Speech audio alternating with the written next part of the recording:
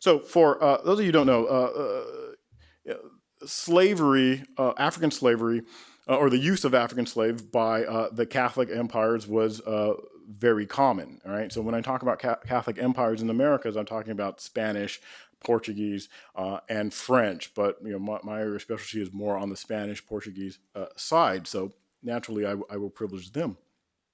Right? And the sort of slavery that the church participated in was all types of slavery, whether it's sort of having domestic servants, using artisans, having slaves work in their textile mills, right? Having slaves work in their haciendas. That was a common practice. Secular priests, right? Those priests who did not belong to a religious order, owned slaves. The religious, of course, the religious orders like the Society of Jesus, the Augustinians, the Dominicans owned slaves. They owned quite a bit. We're talking about in the hundreds in the urban centers like Mexico City and Puebla and Manila. Right? And, of course, lay people. Right?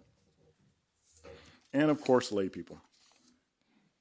Now, all this would have been in keeping with the various papal bulls from the 15th century that essentially authorize the use of African slaves or the capture of African slaves in perpetuity, right? So for the most part, nobody is doing anything that is contrary to Catholic doctrine at the time. And also too, before I move on, there's a bit of a footnote that I have to throw in here that when we're talking about slavery, that we can't forget Native Americans, right? That after 1537, Native Americans are essentially split into two camps in the Americas and in the Philippines. Filipinos would have been considered to be Indios or just like Native Americans, at least in terms of the racial scheme of the Spanish Empire.